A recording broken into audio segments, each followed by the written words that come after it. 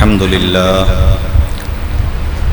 لله نحمده ونستعينه ونستغفره ونعوذ بالله من شرور أنفسنا ومن سيئات أعمالنا من يهده الله فلا مضل له ومن يضلل فلا هادي له أشهد أن لا إله إلا الله وحده لا شريك له وأشهد أن محمدًا عبده ورسوله اللهم صل على محمد وعلى آل محمد كما صليت على إبراهيم وعلى آل إبراهيم إنك حميد مجيد اللهم بارك على محمد وعلى آل محمد كما باركت على إبراهيم وعلى آل إبراهيم إنك حميد مجيد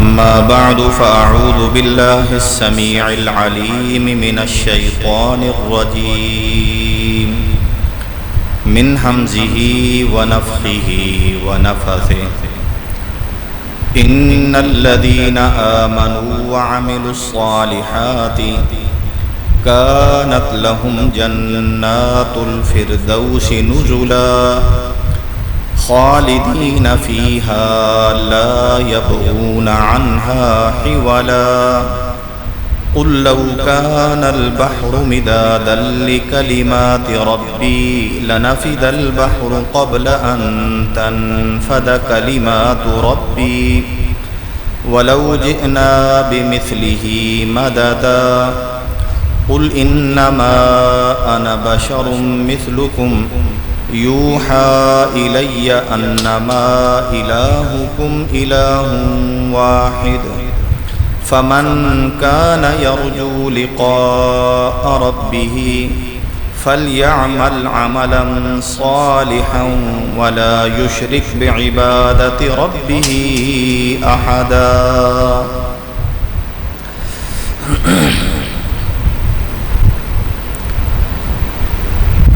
محترم جناب استاد القراء، ہمارے پیارے بزرگوار قابل احترام قاری محمد ایوب بسم اللہ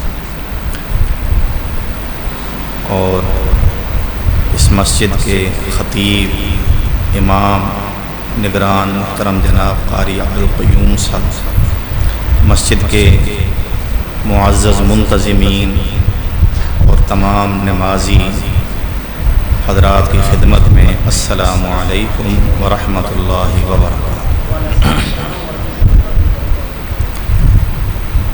اللہ تعالیٰ اپنے فضل سے آپ سب کی کاوشیں قبول فرمائے۔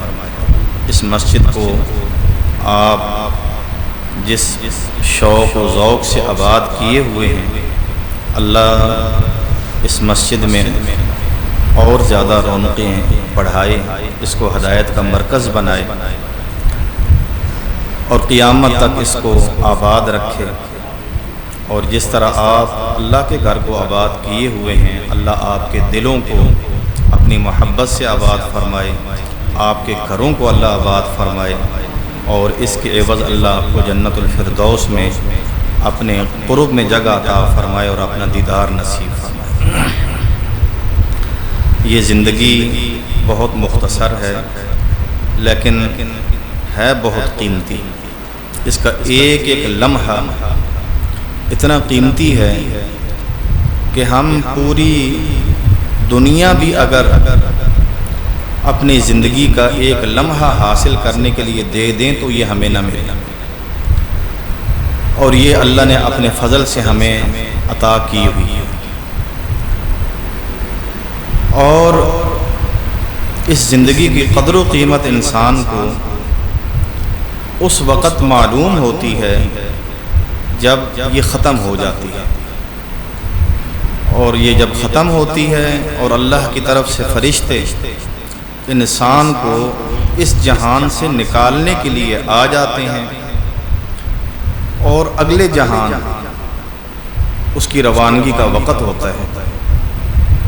اس وقت بھی انسان جو غفلت میں ڈوبا ہوا ہوتا ہے وہ نہایت حسرت اور افسوس کرتا ہے، اور پھر اس زندگی کو ضائع کرنے پہ قیامت کے دن میدان محشر میں بھی مجرم لوگ اس جرم کی پاداش میں اللہ کے حضور التجائیں کریں گے واپسی کی، اور جہنم میں بھی جب ہوں گے تو اس وقت بھی جہنم سے نکل کر دنیا میں واپس جانے کی تمنا اور حسرت کریں گے۔ جہاں تک تعلق ہے موت کے وقت حسرت کرنے کا، تو اللہ نے سورہ المؤمنون 18واں پارہ میں یہ ارشاد فرمایا ہے، حَتَّى إِذَا جَاءَ أَحَدَهُمُ الْمَوْتُ قَالَ رَبِّ ارْجِعُونِ لَعَلِّي أَعْمَلُ صَالِحًا فِي مَا تَرَكْتُ كَلَّا إِنَّهَا كَلِمَةٌ هُوَ قَائِلُهَا وَمِن وَرَائِهِمْ بَرْزَخٌ إِلَى يَوْمِ يُبْعَثُونَ۔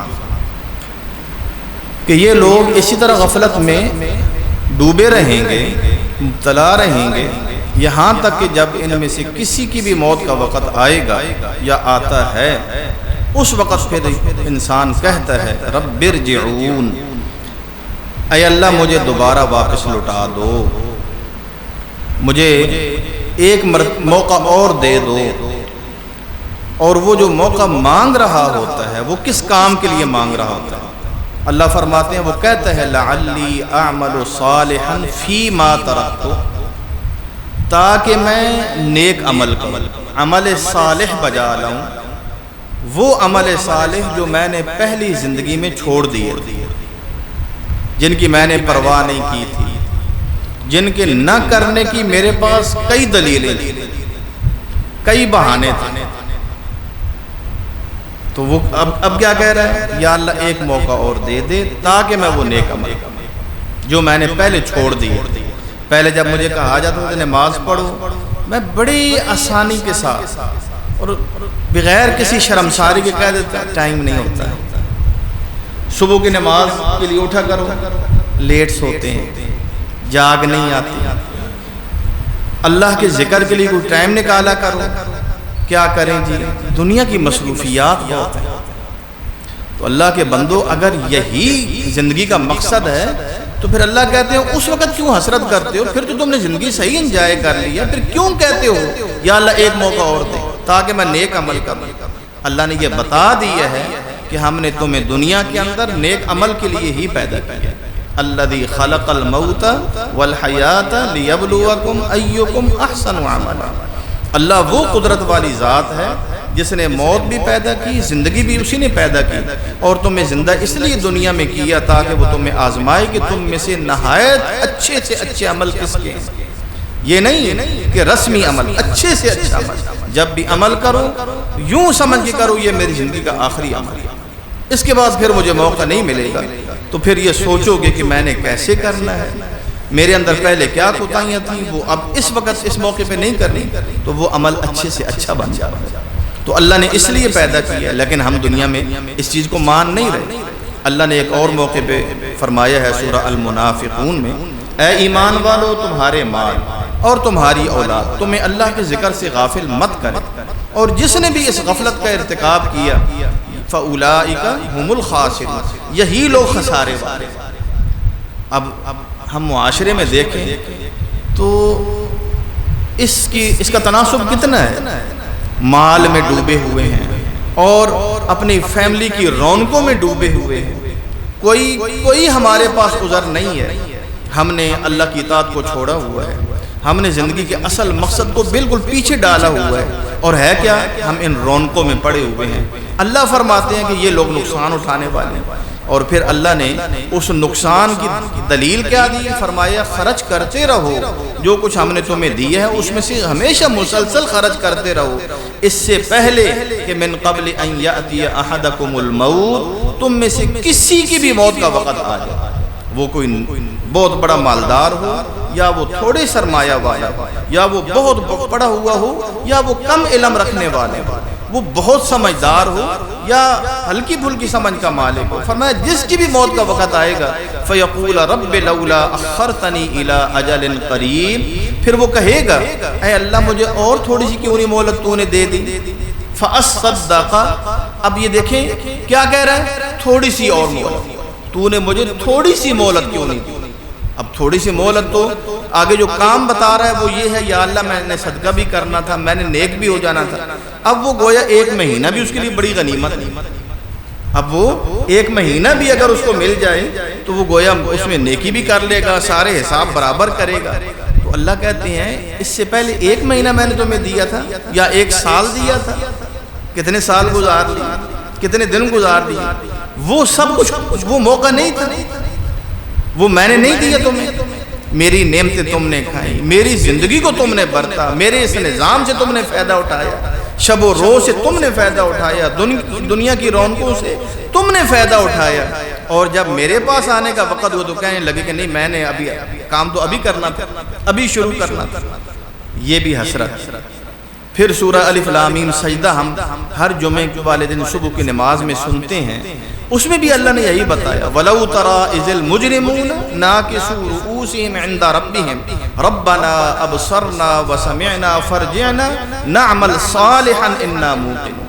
کاش کہ تمہیں وہ منظر، تمہیں اس کا احساس ہو جائے، تم وہ اپنی آنکھوں سے دیکھ لو جبکہ مجرم اپنے سر اپنے رب کے سامنے شرمساری سے جھکا کے کھڑے ہوں گے، ابھی جہنم میں نہیں گئے. یہ میدان محشر کا منظر ہے. اور وہ کیا رہے ہوں گے، ربنا اے ہمارے رب، اب سرنا، ہم نے یہ سب کچھ دیکھ لیا، ہم نے قبر کو بھی دیکھ لیا، پتہ نہیں کتنی صدیاں قبر میں پڑے رہے، وہ منظر بھی ہم نے دیکھے، موت کا منظر بھی ہم اس کا مزہ بھی چکھ چکے.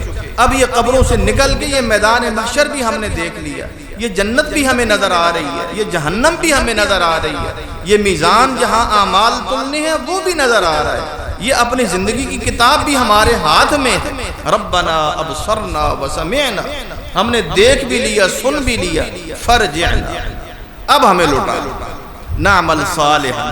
اچھا جی کیوں لوٹا؟ کوئی فیکٹری بنانی تھی، کوئی کارخانہ بنانا تھا، کوئی کوٹھیاں رہ گئی تھیں، کوئی زمینیں خریدنی تھیں، نہیں، نعمل صالحا، بس نیک عمل کریں. انا موقنون، ہمیں یقین آ گیا. تو اللہ کے بندو یہ یقین دنیا میں کیوں نہیں قائم ہو رہا؟ یہ دنیا میں اب کیوں نہیں قائم ہو رہا؟ پھر یہی لوگ جب قبر جہنم میں جائیں گے، فرمایا وَهُمْ يَسْتَرِخُونَ فِيهَا، وہ جہنم میں چیخیں گے، چلائیں گے، کیا کہیں گے؟ ربنا اخرجنا نعمل صالحا غیر الذی كنا نعمل، اے اللہ ہمیں لٹا، ہمیں یہاں سے نکال کے دنیا میں بھیج. اب دنیا ہوگی اس وقت، دنیا تو فنا ہو جائے گی، ہمیں دنیا میں بھیج، نعمل صالحا، ہم نیک عمل کریں گے، غیر الذی كنا نعمل، وہ عمل بالکل نہیں کریں گے جو پہلے کرتے رہے. آج جن عملوں کو ہم نے سب سے زیادہ قیمتی سمجھا ہوا ہے، جب موت آتی ہے سب سے زیادہ برے عمل وہی ہمیں لگتے ہیں. آج جن عملوں کو ہم نے ہلکا سمجھا ہوا ہے، جبکہ اللہ اور اللہ کے رسول پکار کے کہہ رہے ہیں تم یہ عمل کرو گے تو کامیاب ہوگے، اور ہم ماننے کو تیار نہیں. اللہ نے ہمیں 4 موقع بتا دیے، موت کے وقت بھی تم یہی کہو گے لوٹاؤ یا اللہ، تم قبر میں بھی یہی حسرت کرو گے، تم میدان محشر میں بھی جا کے یہی حسرت کرو گے، تم جہنم میں بھی یہی حسرت کرو گے. پھر بھی یقین نہیں آتا کہ اصل کامیابی کا سرمایہ کیا ہے، وہ ایمان اور نیک عمل ہے. اس لیے فرمایا ان الذین آمنوا وعملوا الصالحات کانت لهم جنات الفردوس نزلا، بے شک جو لوگ ایمان لائے اور نیک عمل کیے، اچھے عمل کیے، جو عمل صالح کس کو کہتے ہیں؟ قابل قبول ہو، جو اجر و ثواب کا ذریعہ بنے، جس کی وجہ سے کرنے والے کو شاباش ملے، اس کو عزت ملے. فرمایا جن لوگوں نے نیک عمل کیے، کانت لہم جنات الفردوس نزلا، ان کے لیے فردوس کے باغات ٹھکانہ ان کے لیے ہوں گے، وہاں ان کی میزبانی ہوگی. کتنا عرصہ؟ خالدین فیہا، وہ ہمیشہ پھر وہاں رہیں. وہ جنتیں بھی ہمیشہ، رہنے والے بھی ہمیشہ، جنتوں کی نعمتیں بھی ہمیشہ، ان کو زوال نہیں ہے، اور رہنے والے کو موت نہیں ہے، اس کی رونق اور اس کی جوانی میں کوئی زوال نہیں ہے. لا یبغون عنہا حولا، دنیا ہو، کوئی بھی مقام ہو، اچھے سے اچھا مقام ہو، دنیا میں اللہ نے یہ خامی رکھی ہے، یہاں انسان ایک جگہ رہ کے اکتا جاتا ہے۔ وہ اچھی سے اچھی جگہ بھی ہو، کہتا ہے یہاں سے وہاں جائیں، وہاں سے وہاں جائیں، لیکن جنت وہ ایسا بہترین مقام ہے، اللہ فرماتے ہیں وہ وہاں سے کہیں اور جانے کی خواہش ہی نہیں کریں گے، سوچیں گے نہیں۔ اس کی وجہ یہ ہے وہ جنت ہر آنے والے لمحے میں نئی سے نئی ہوتی رہے گی، نئی سے نئی ہوتی رہے گی، اس کی رونقوں میں اضافہ ہوتا رہے گا۔ وہ سوچ بھی نہیں سکیں گے کہ وہ یہ سمجھیں گے کہ شاید اس کے بعد کوئی اور رونق یا کوئی اور نعمت نہیں ہے، اگلے لمحے نئی سے نئی نعمتیں انہیں میسر ہوں گی۔ ان کی زندگی ایسی ہوگی کہ اس میں کوئی غم نہیں، کوئی فکر نہیں، کوئی اکتاہٹ نہیں، کوئی بیماری نہیں، کوئی کسی قسم کا بڑھاپا نہیں، تو انسان پھر اس جنت سے کیوں کہیں جانے کی سوچے گا؟ تو اللہ کے بندو یہ سب کچھ اگر نعمتیں ہیں تو اس کے لیے دو چیزیں اللہ نے بتائیں، ایک ایمان اور یقین، اور ایک نیک عمل، نیک اعمال ایسے۔ ہم سوچتے ہیں کہ نیک اعمال کا مطلب یہ ہوتا ہے کہ اگر ہم نے دنیا اور آخرت ان دو جہانوں میں سے اگر ہم نے آخرت کا انتخاب کرنا ہے تو اس کا مطلب یہ بنتا ہے کہ ہم دنیا کا سوچ بھی نہیں سکتے، ہم دنیا کے لیے کچھ کر ہی نہیں سکتے۔ یہ غلط بات ہے۔ اللہ نے ہمیں ایسا دین دیا ہی نہیں ہے کہ جس میں انسان دنیا کا سوچی ہی نہیں۔ اصل میں اللہ کا خلیفہ تو ہے ہی ایک مسلمان انسان جو اس دنیا میں اس طرح زندگی گزارتا ہے، وہ گناہ نہیں کرتا، وہ اللہ کی نافرمانی نہیں کرتا، اللہ کی زمین پہ ظلم نہیں کرتا، عدل سے اور انصاف سے وہ زندگی گزارتا ہے۔ ایسے لوگ تو زمین کا اصل اثاثہ ہیں، دنیا کی وہ رونق ہیں۔ ایسے ہی لوگوں کے لیے دنیا جہان کی ہر مخلوق دعائیں کرتی ہے۔ اب ایک انسان جو دین کا علم حاصل کرنے کے لیے کہیں جاتا ہے تو اللہ کے نبی نے کیا فرمایا؟ ایسے انسان کے لیے اللہ جنت کا راستہ آسان کر دیتے ہیں، اور پھر اس کے لیے کائنات کی ہر مخلوق اس کے لیے بخشش کی دعا کرتی ہے، اس کے لیے اللہ تعالیٰ کی رحمت کی اور مہربانی اس کے لیے مانگتی ہے۔ اس کی کیا وجہ ہے؟ اس کی یہی وجہ ہے کہ یہ انسان جب دین سے آشنا ہوگا، یہ دین پہ عمل کرے گا، اللہ کی رحمتیں اتریں گی، اور پھر اس طرح ہمارے لیے بھی اللہ کی رحمت کے حصول کا جو ہے وہ ایک بہانہ بن جائے گا۔ جب انسان اللہ سے خیر اور بھلائی مانگتے ہیں، اللہ سے رو رو کے دعائیں مانگتے ہیں، گناہوں کی معافی مانگتے ہیں، پھر جب اللہ کی رحمتیں نازل ہوتی ہیں، بارشیں وقت پہ ہوتی ہیں، تو کیا انسانوں کو فائدہ پہنچتا ہے یا اور مخلوقات کو بھی پہنچتا ہے؟ ہر مخلوق کو پہنچتا ہے۔ تو لہٰذا ہر مخلوق یہ چاہتی ہے کہ لوگ نیک عمل کریں، اور اسی لیے نیک عمل کرنے والے انسان اور برائی کرنے والے انسان میں اس وقت فرق واضح ہوتا ہے جب وہ دنیا سے جا رہا ہے۔ نبی علیہ السلام کے سامنے سے ایک جنازہ گزرا تو آپ نے فرمایا مستریح او مستراح منہ، یہ جو جانے والا انسان ہے، یہ جو یہاں سے اب چلا گیا، اس نے واپس نہیں آنا۔ مستریح، یا تو یہ وہ انسان ہے جس کو ہمیشہ کی راحت نصیب ہو گئی، دنیا کی جنجالوں سے نکل گیا، دنیا کی مصیبتوں سے نکل گیا، دنیا کی پریشانیوں نے اس کا پیچھا چھوڑ دیا، اور اب اس کے لیے ہمیشہ راحت ہی راحت ہے۔ فَأَمَّا إِن كَانَ مِنَ الْمُقَرَّبِينَ فَرَوْحٌ وَرَيْحَانٌ وَجَنَّةُ نَعِيمٍ، اگر تو وہ اللہ کے مقرب بندوں میں ہے، دنیا میں اللہ کے قرب کی منزل طے کرتا رہا، اس کے لیے تو پھر وہاں روزی ہے، اس کے لیے تو وہاں نعمتیں ہیں، نعمتوں والی جنت ہے۔ مستریح، اب اس کو ہمیشہ کے لیے راحت مل گئی، قبر میں بھی ہے، چاہے ابھی جنت میں نہیں گیا، قبر میں بھی اس کے لیے راحت ہے۔ فرشتے کہتے ہیں نم کا نومت العروس، جس طرح ایک نئی نویلی دلہن آ کے سوتی ہے نا اپنے سسرال میں، اور اس کو کوئی بھی نہیں جگاتا، کہتے ہیں اس کو سوئے رہنے دو، اس کے بڑے ناز نخرے ہوتے ہیں۔ فرمایا تو اب اس دلہن کی طرح سو جا، تجھے یہاں کوئی نہیں کوئی بھی آرام کرے گا، قیامت کے دن ہم تمہیں اٹھائیں گے اور وہاں سے تمہیں سیدھا اللہ کے عرش کے سائے میں پہنچا۔ مستریح، اللہ کے بندوں راحتیں ہیں۔ او مستراح منہ، یا فرمایا یہ وہ انسان ہے جانے والا کہ اس کے جانے سے اللہ کی مخلوق کو راحت مل گئی۔ میں اور آپ یہ سوچ، تو پھر نبی علیہ السلام سے پوچھا گیا تو آپ نے یہی وضاحت کی کہ اگر تو یہ جانے والا اس نے زندگی اللہ تعالیٰ کے حکموں کے مطابق گزاری، اللہ سے ڈر کر گزاری اور اللہ کی عبادت میں گزاری اور اللہ کی مخلوق سے اچھا سلوک کر کے گزاری، کسی کی عزت کو پامال نہیں کیا، کسی کے ساتھ زیادتی نہیں کی، کسی کا حق غصب نہیں کیا، بلکہ الٹا نیکیاں کی لوگوں کے ساتھ، تو یہ وہ انسان ہے کہ اس کے جانے سے کائنات کی ایک ایک چیز آج رو رہی ہے، حتیٰ کہ وہ راستے زمین سے آسمان کے وہ راستے جہاں سے اس کے نیک عمل جایا کرتے تھے، اعمال صالحہ، اور آسمان کے وہ دروازے جن دروازوں سے اللہ کے فرشتے اس کے عمل لے کے گزرا کرتے تھے، آج وہ رو رہے ہیں کہ اب اس بندے کے عمل دوبارہ ہمارے پاس سے نہیں گزرا کرے، یہ بندہ یہاں سے نکل گیا۔ اللہ کے بندو، یہ ایک زندگی ہے، یہ ایک کردار ہے، اور فرمایا ایک وہ انسان ہوتا ہے کہ جو اللہ تعالیٰ کی نافرمانیوں میں ڈوبا ہوا ہے، غفلت میں ڈوبا ہوا ہے، اللہ کی معصیت اور نافرمانی میں صبح کرتا ہے، شام کرتا ہے، اس کی وجہ سے جو اللہ تعالیٰ کا غضب نازل ہوتا ہے، ہر مخلوق کو اس کا احساس ہوتا ہے اور ہر مخلوق اس سے تنگ ہوتی ہے۔ اب اس کے جانے سے اللہ کی مخلوق کو آرام مل گیا۔ درخت کے جس سائے میں بیٹھا کرتا تھا وہ درخت کا سایہ بھی اس سے بیزار ہے، جس گھر کی چھت کے نیچے یہ آرام کیا کرتا تھا وہ چھت بھی اس سے بیزار ہے، وہ پلنگ اور بستر نرم دے آرام دے وہ بھی اس سے بیزار تھے، آج سارے کے سارے خوش ہو گئے، شکر ہے جان چھوٹی، خس کم جہان پان، یہ خس و خاشاک ہے، یہ کوڑا کرکٹ ہے جو یہاں سے نکل جاتا ہے۔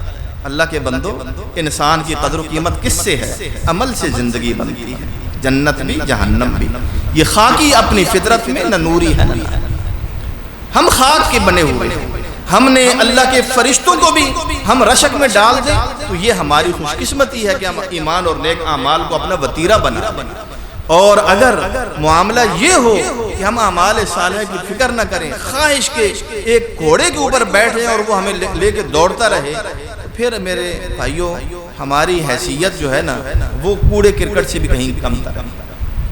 کسی اللہ کے نیک بندے سے کسی نے پوچھا تھا، وہ بڑا باغی دین کا، تو اس نے پوچھا غصے میں آ کے، اس کو نفرت تھی اس انسان سے، اللہ کے نیک بندے سے، کہ تو یہ بتا کہ تو زیادہ فضیلت والا ہے یا کتا زیادہ فضیلت والا ہے؟ اب اس اللہ کے بندے کا جواب سنو، کہنے لگا اگر تو میرا اللہ مجھ سے راضی ہو گیا اور مجھے جنت دے دی تو پھر اس میں کوئی شک نہیں کہ میں کتے سے بہتر ہوں، اور اگر میرا رب مجھ سے ناراض ہے اور میرے پاس کوئی سرمایہ نہیں اس کی رحمت کو حاصل کرنے کا، کوئی شک نہیں کہ میں کتے سے بھی بدتر ہوں۔ کیوں؟ کتا جہنم میں تو نہیں جائے گا نا، میں نے تو جہنم میں جا کے جائے گا۔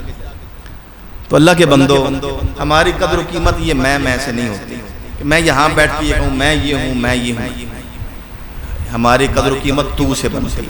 سبحان ربی الاعلی، اے اللہ تو ہی رب ہے، تو ہی بلندیوں والا ہے، میں کم تر، میں کچھ بھی نہیں۔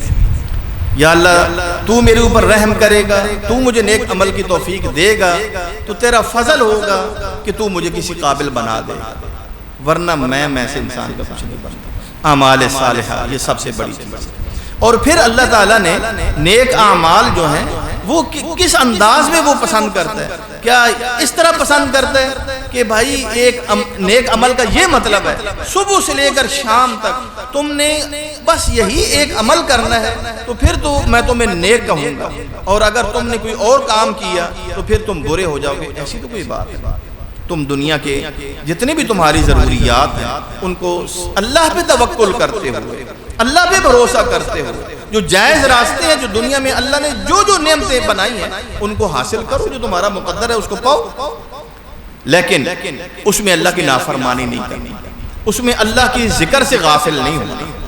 وہ جو کچھ تم حاصل کرو گے وہ دنیا میں نعمتیں ہیں، لیکن یہ اس محنت کے عوض بھی تمہیں جنت میں حدیث میں آتا ہے اللہ کے نبی نے فرمایا یہ نماز کے بعد رزق حلال تلاش کرنا، یہ اس فرض کے بعد دوسرا فرض، رزق حلال تلاش کرنا یہ بھی عبادت ہے۔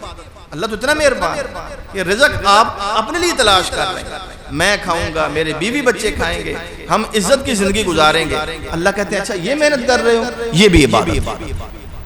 ہاں صرف یہ ہے تمہارا دل مسجد سے اٹکا ہوا ہونا چاہیے.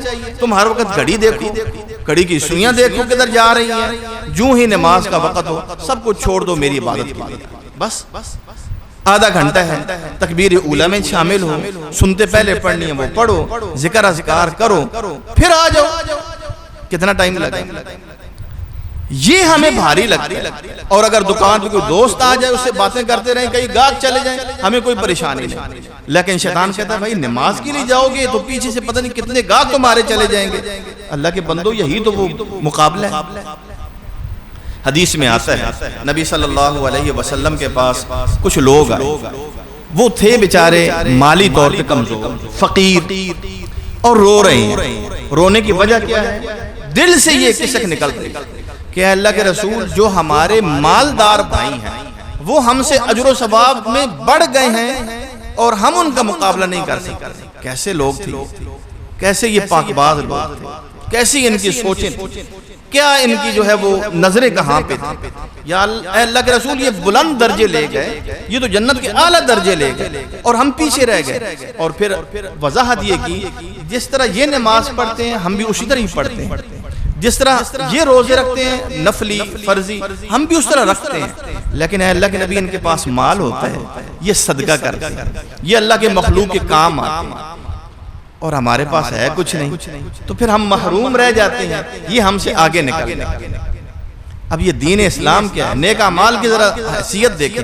نبی علیہ الصلوۃ والسلام نے فرمایا کیا میں تمہیں ایسا عمل نہ بتاؤں کہ جب تم وہ عمل کرو گے تو تم ان لوگوں سے بھی آگے نکل جاؤ گے, اور جو تمہارے پیچھے ہیں وہ تمہاری پاؤں کی خاک اور دھول بھی نہیں پا سکے. اتنے آگے نکل جاؤ گے, اتنے بلند تمہارے مرتبے ہوں گے اللہ کے یہاں. عمل نہ بتاؤں, اب آپ کیا سوچیں کہ وہ عمل کتنا بڑا ہوگا, اس پہ کتنا وقت لگتا ہوگا. صحابہ نے بڑے شوق سے کہا اللہ کے نبی وہ ضرور عمل بتائیں تاکہ ہم وہ عمل کریں تو ہم ان اپنے بھائیوں سے اجر میں آگے نکل جائیں, اللہ کے قرب میں ہم ان سے آگے نکل جائیں. تو نبی علیہ السلام نے وہ عمل کیا بتایا؟ فرمایا فرض نمازیں تو وہ بھی پڑھتے ہیں تم بھی پڑھتے ہو, لیکن فرض نماز کے بعد تم نے یہ کرنا ہے کہ 33 مرتبہ تم نے سبحان اللہ پڑھنا ہے. سبحان اللہ سبحان اللہ سبحان اللہ سبحان اللہ 33 مرتبہ. پھر تم نے کہنا ہے الحمدللہ الحمدللہ الحمدللہ 33 مرتبہ. پھر تم نے کہنا ہے 34 مرتبہ اللہ اکبر اللہ اکبر اللہ اکبر 34 مرتبہ. اس طرح تم نے پڑھنا ہے. تو یہ اتنا عظیم عمل ہے, تم اپنے ان بھائیوں سے جو بہت صدقہ کر رہے ہیں تم ان سے بھی آگے نکل گئے, اور جو تمہارے پیچھے ہیں نا اعمال میں وہ تمہارا مقابلہ نہیں کر سکیں. بڑے خوش عمل شروع کر دیا. اب یہ عمل چھپا تو نہیں رہ سکتا, یہ عمل چھپا تو نہیں رہ سکتا کہ لوگ دیکھ رہے ہیں کہ ان لوگوں نے ایک عمل شروع کیا ہوا ہے اور اللہ کے نبی کے سامنے یہ عمل ہو رہا ہے. اس کا مطلب ہے کہ اللہ کے نبی نے بتایا. اب وہ لوگ یہ دیکھیں بھائی ہم تو مالدار ہیں, ہمارا کیا ہے, ہم نے اتنا خرچ کر دینا ہے, تو نہیں ایسا نہیں ہے. اپنے اعمال کے اوپر ناز کرنے والا ہمیشہ منہ کی کھاتا ہے.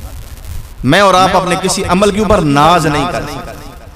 اب وہ صحابہ تھے, انہوں نے جب دیکھا کہ ہمارے یہ بھائی اضافی عمل شروع کر دیا ہے اور یہ بھی سن لیا کہ نبی علیہ السلام نے ان کو یہ بشارت دی ہے, تو ان کے لیے کیا مشکل تھا کہ وہ بھی آرام سے بیٹھ کے ذکر کر کے جائیں. انہوں نے بھی آرام سے بیٹھ کے ذکر کرنا شروع کر دیا. تو مسجد کے ماحول کا اندازہ کر سکتے ہیں آپ کیوں جی کہ مسجد کی حاضری کتنی ہوتی ہوگی. اس ایک واقعی سے ذرا اندازہ کریں نا, کیا خیال کہ نماز کے لیے لوگ کیسے آتے ہوں گے جوک در جوک. اور پھر کیا وہ امام اگر 2 دعائیں اضافی پڑھ لیتے یہ کر رہے ہو بھائی جلدی سلام پھیرو ہمیں نکلنے دو, کیا ایسا سما ہوتا ہے کیوں جی. اور پھر جو ہی سلام پھرتا ہے ہبڑ دبڑ, امام جب پیچھے منہ کرے تو نظر ہی کوئی نہیں آتا. کیا یہ ماحول ہے جناب علی کہ غریب بھی پڑھ رہے ہیں امیر بھی پڑھ رہے ہیں. امیر لوگ یہ تو نہیں کہہ رہے, تانا دے رہے تو تیرا تو کم ہی کچھ نہیں, تو مسیح اسی تے بڑے کام والے ہزار زندہ. یہ تو نہیں ماحول جناب علی. ماحول پہ ذرا غور کریں نا کہ غریبوں نے جب یہ پڑھنا شروع کیا, امیروں نے بھی پڑھنا شروع کر دیا, کاروباریوں نے بھی پڑھنا شروع کر دیا, تو سکون مسجد میں نظر آ رہا ہے کہ نہیں آ رہا. ان کے کاروبار تو نہیں ڈسٹرب ہوئے, ان کے گاہ تو کہیں اور نہیں گئے. میرے اور آپ کی کہاں جاتی ہے؟ ہمارا ہی ٹائم ضائع ہوتا ہے۔ یہ ہے اصل بیماری۔ نبی علیہ السلام نے فرمایا عمل چھوٹا ہے، کرنے والے تھوڑے ہیں۔ عمل یہی بتایا۔ صحابہ نے پوچھا کرنے والے کیوں تھوڑے ہیں؟ فرمایا کرنے والے اس لیے تھوڑے ہوتے ہیں، جو ہی نماز ختم کرنے کا وقت ہوتا ہے شیطان آ جاتا ہے، دل میں وسوسے ڈالتا ہے، یہ کام بھی ہے، یہ کام بھی ہے، یہ کام بھی ہے۔ چنانچہ انسان کے ذہن میں یہ ہوتا ہے بس میں سلام پھیروں اور بھاگوں۔ اور آج کل تو اس موبائل نے ہمارا بیڑا غرق کر دیا، سلام پھیروں اور کال دیکھو، میسج دیکھو، کال تو نہیں آئی ہوئی، کال آئی ہوئی ہے، ذکر اذکار ختم، کال بیک کرو۔ یہ حال ہے۔ نیک عمل کیسے ہوں گے ہم سے؟ قانون تو وہی ہے، ان الذین آمنوا وعملوا الصالحات، جو ایمان لائے اور نیک عمل کے لیے، ان کے لیے جنت الفردوس۔ اور ہم دنیا کے اندر خود بخود اپنے آپ کو مصروف کر رہے ہیں۔ پھر دیکھیں نبی علیہ السلام نے اسی عمل کی کیا بشارت دی ہے۔ ہم گناہگار ہیں، ہم یہاں آتے ہیں، یہ نہر ہے اللہ کی رحمت کی، یہاں ہم نہانے آتے ہیں، اس سوچ سے آئیں کہ ہم کیوں آ رہے ہیں؟ گناہوں میں لطف ہوئے، اور گناہوں نے ہماری جہنم کی آگ کو بھڑکا دیا ہے۔ اللہ کے نبی نے فرمایا تم جلنا شروع ہو جاتے ہو، جب اذان ہوتی ہے ظہر کی تم مسجد میں آتے ہو تو تم نے اپنے حصے کی جو آگ جلائی ہوتی ہے وہ گویا اس نہر میں نہا کے تم اس آگ کو ختم کر دیں، تو بجھا دیتے۔ یہ نیک عمل کی برکت ہے، پھر جنت ہی ہے نا، پھر جہنم تو نہیں ہے۔ اللہ کے نبی نے فرمایا اگر کوئی انسان بدبخت جہنم میں نمازی کوئی جائے گا بھی صحیح، اس کے گناہ اگر خدا نخواستہ ایسے ہوئے کہ اللہ نے اس کو جہنم کی آگ کی سزا دی، لیکن یہ سجدوں کے نشان اللہ نے ان کے اوپر جہنم کی آگ کو حرام کر دیا۔ نہ یہ ہاتھ جلیں گے، نہ یہ چہرہ جلے گا، نہ یہ گھٹنے جلیں گے۔ کیوں؟ یا انہوں نے سجدہ کیا۔ نیک عمل اتنے بڑے۔ یہ زبان جو اللہ کا ذکر کرتی ہے اگر اس پہ غیبت نہ آئے، گالی گلوچ نہ آئے، جھوٹ نہ آئے تو یہ زبان کبھی بھی نہیں جل سکتی۔ کیوں؟ نیک عمل کر رہی، نیک عمل کر رہی۔ یہ آنکھیں اگر ہماری حفاظت کریں اپنی اور غلط چیزیں حرام چیزیں نہ دیکھیں، ان آنکھوں کے اوپر جہنم کی آگ نہیں آ سکتی، بلکہ یہ آنکھیں اللہ ہماری وہ بنا دے۔ اللہ کے نبی نے فرمایا دو قطرے ایسے ہیں، دو قطرے ایسے ہیں کہ اللہ تعالیٰ نے ان کی وجہ سے جہنم کی آگ کو حرام کر دی ہوا۔ فرمایا ایک تو خون کا قطرہ جو اللہ کی راہ میں بیٹھتا ہے، جہاد کرتے ہوئے خون کا قطرہ گرے، یا کوئی بھی کسی نیک عمل میں انسان جا رہا ہے اس کا جسم زخمی ہوا تو اس کے اوپر جہنم کی آگ حرام ہوتی۔ اور فرمایا ایک آنسو کا قطرہ جو اللہ کے ڈر سے نکلا، ان آنکھوں کے اوپر اللہ تعالیٰ جہنم کی آگ حرام کر دیتا۔ اب یہ آنکھیں جن سے اللہ کے ڈر سے قطرے نکلنا تھے، آج یہ قطرے خشک ہو گئے، یہ آنسو خشک ہو گئے، یہ نہیں نکل رہے۔ کیوں؟ ان آنکھوں نے بڑے گناہ کر دیے۔ ایک وہ وقت تھا کہ جب یہ آنکھیں جب رویا کرتی تھیں، اللہ رب العالمین ایسے لوگوں کی شان قرآن میں بیان کیا کرتے تھے، اذا تتلی علیہم آیات الرحمن خروا سجدا وبکیا، جب اللہ کی آیتیں پڑھی جاتی ہیں وہ سجدے میں بساختہ گر جاتے ہیں، وبکیا، اور ان کی رونا ان کا تھمتا نہیں ہے، پھر ان کی ہچکیاں بن جاتی ہیں۔ آج بتائیں نا کہاں ہماری ہچکیاں بند رہی ہیں؟ ہچکی دور کی بات ہے، آنسو کا اتنا قطرہ بھی دنیا کی حسرت میں تو گرے گا، دنیا کی کسی چیز کے نہ پانے سے تو گرے گا، اتنا نہیں گرے گا، اتنا ہم آنسو نکالیں گے، لیکن اپنے گناہوں کے ڈر کی وجہ سے اللہ کے سامنے شرمساری سے کبھی ہمارا قطرہ نہیں نکلا۔ وجہ کیا ہے؟ یہ آنکھیں یہ وہ نہیں رہی، یہ دل یہ وہ نہیں رہی، یہ سوچ یہ وہ نہیں رہی، یہ جسم اللہ کا دیا ہوا یہ اللہ کا نہیں رہا، یہ دنیا کا ہو گیا ہے، یہ خواہشات پرستی والا ہو گیا ہے۔ تو اللہ کے بندو اگر ہم کامیابی چاہتے ہیں دنیا اور آخرت کے اندر تو نیک عمل ہی، اس کے علاوہ کچھ نہیں۔ جیسے ہوتا ہے نا کہ کوئی عمل بتائیں، کوئی عمل بتائیں، کوئی وظیفہ بتائیں، یہ نیک عمل ہی۔ اگر ہم اپنے آپ کو صحیح اپنے مسنون زندگی کے اوپر لے آئیں، صبح وقت پہ اٹھیں، سب سے پہلے وقت پہ نماز پڑھیں اور اللہ کے حضور حاضری دیں، تو اللہ کے نبی نے فرمایا شام تک تو وہ اللہ کے ذمے ہوتے ہیں، وہ اللہ کی نگرانی میں ہوتے ہیں۔ عمل تو یہ تھا۔ اب ایک انسان نماز نہ پڑھے اور کہے مجھے کوئی عمل بتائیں، تو اس سے بڑھ کر بے وقوف کوئی ہو سکتا ہے کہ اللہ تو ناراض ہو کہ اس کی روزی اللہ نے روک دی ہے اور کہا ہے پہلے تو آ کے نمازی تو بن، وہ کہتا ہے نمازی نہیں بننا، عمل بتائیں۔ بھئی کیا عمل بتائیں؟ عمل تو اللہ نے بتانے ہیں نا، عمل اللہ نے بتائے ہیں۔ اعمال صالحہ ہم وہ کریں گے جو اللہ نے ہمیں پابند کیا، بس آپ وہ کریں، اللہ اپنے وعدے پورے کریں گے۔ اوفوا بعہدی اوف بعہدکم، تم میرے وعدے پورے کرو، میں اپنے وعدے پورے کروں۔ اللہ کے بندو، یہ اللہ سے معاملے اور سودے ہیں، ہم اللہ سے کیے ہوئے وعدے پورے کریں۔ اللہ تعالیٰ وعدوں کا جھوٹا نہیں ہے۔ وَمَنْ أَوْفَى بِعَهْدِهِ مِنَ اللَّهِ، اللہ سے بڑھ کر وعدے کون پورے کر سکتا ہے؟ وہ دنیا میں بھی اپنے وعدے پورے کرے گا، وہ موت کے وقت بھی اپنے وعدے پورے کرے گا، وہ آخرت میں بھی اپنے وعدے پورے کرے گا۔ اعمال صالحہ کے زیادہ سے زیادہ اس کے فوائد سمیٹنے کے لیے عشرہ ذی الحج بہت قیمتی دن ہے۔ ذی الحج کے جو پہلے 10 دن ہیں یہ بہت قیمتی دن ہیں۔ ان میں اعمال صالحہ جو ہم کر رہے ہیں روٹین سے، ان کی روٹین میں اور زیادہ پابندی پیدا کریں، پختگی پیدا کریں، اور ان میں زیادہ اضافہ کریں۔ اوقات میں نماز ہے تو اس میں پابندی کریں، فرض نماز کو باجماعت پڑھنے کی، سنتوں کو نہ چھوڑیں، نوافل کا اہتمام کریں، دعاؤں کا صحیح اہتمام کریں، صبح و شام کے اذکار کا اہتمام کریں، اللہ کے ذکر کے لیے سبحان اللہ والحمدللہ ولا الہ الا اللہ واللہ اکبر یہ کثرت سے کریں۔ لا حول ولا قوت الا باللہ، یہ جنت کا خزانہ ہے میرے بھائیو۔ اور اللہ کی کبریائی اور تکبیریں بیان کریں، بازاروں میں کریں، دکان پہ بیٹھے ہوئے کریں، اللہ اکبر لا الہ الا اللہ واللہ اکبر اللہ اکبر وللہ الحمد۔ روزوں کا اہتمام کریں۔ سعید بن جبیر جنہوں نے عبداللہ بن عباس سے یہ حدیث سنی، اور آج تک ہم اسی حدیث سے اپنے ایمان کو جو ہے مضبوط کرتے ہیں اور اپنے دلوں کو منور کرتے ہیں کہ اللہ کے نبی نے فرمایا، عبداللہ بن عباس بیان کرتے ہیں، کوئی دن ایسے نہیں ہے سال بھر کے جن میں نیک عمل اللہ کو اتنا زیادہ محبوب اور پیارا ہوتا ہو جتنا ان 10 دنوں میں ہوتا ہے۔ یہ حدیث کس نے بیان کی؟ عبداللہ بن عباس نے۔ سنی کس نے؟ سعید بن جبیر نے۔ اب سعید بن جبیر کی ان دنوں کے اندر مصروفیات دیکھیں، مشغولیات دیکھیں۔ ان کے ساتھی بیان کرتے ہیں کہ وہ عبادت کے اندر اتنے مصروف ہو جایا کرتے تھے کہ کوئی انسان اگر ان سے بات کرنا چاہتا اس کو بات کرنے کا موقع ہی نہیں ملتا۔ کیوں؟ وہ لگے ہوئے ہیں۔ اور وہ یہ کہا کرتے تھے لوگوں، اللہ کے لیے اس کی راتوں میں رات کو جو ہے چراغ گل کر کے سو نہ جایا کرو، بلکہ وہ پسند کرتے تھے کہ راتوں کو بھی اللہ کی عبادت کی جائے، سحریوں کا اہتمام کیا جائے، روزے رکھے جائیں، کیونکہ یہ سال میں صرف 10 دن ایسے گزر جاتے ہیں، لیکن ممکن ہے یہ کسی انسان کو جہنم کی گہرائیوں سے نکال کے جنت کے اعلیٰ مقامات پہ پہنچا دیں۔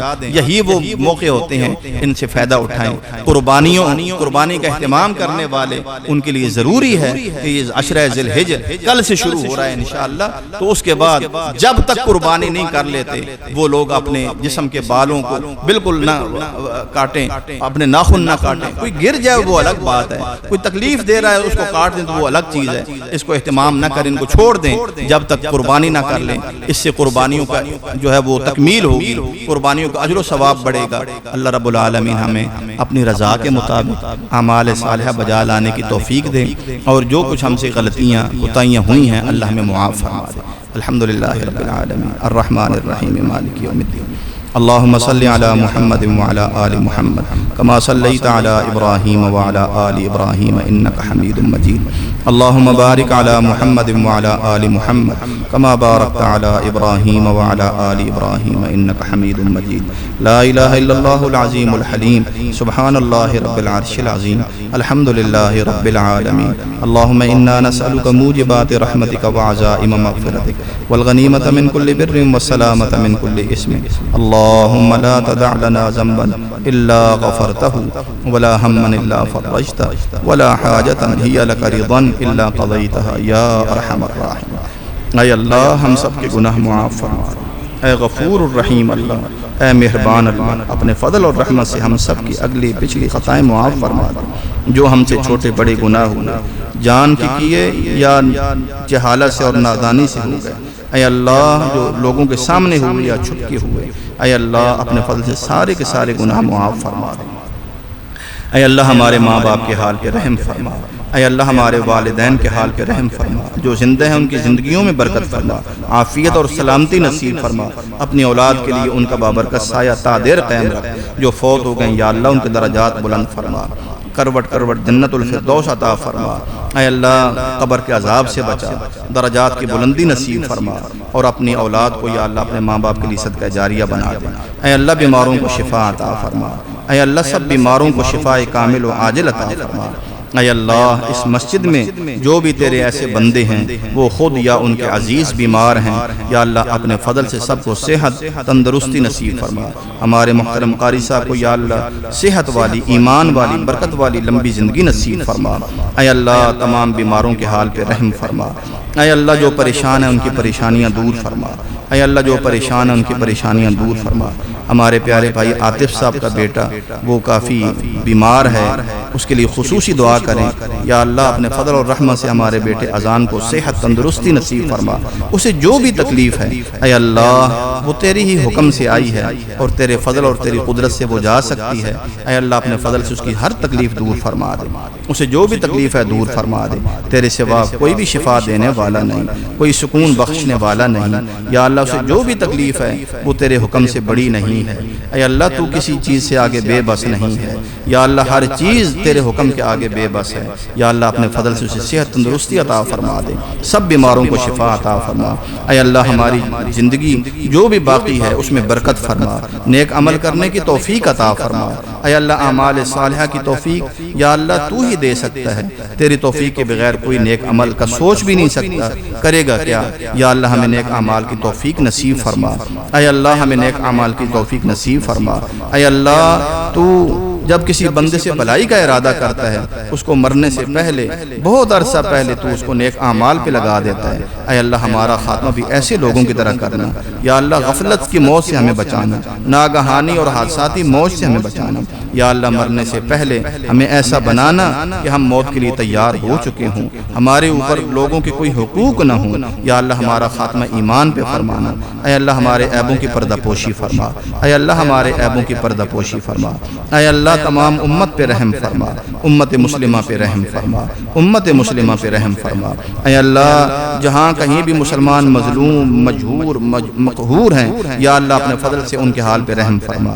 فلسطینی بھائیوں کی مدد فرما، شام کے بھائیوں کی مدد فرما، کشمیر کے بھائیوں کی مدد فرما۔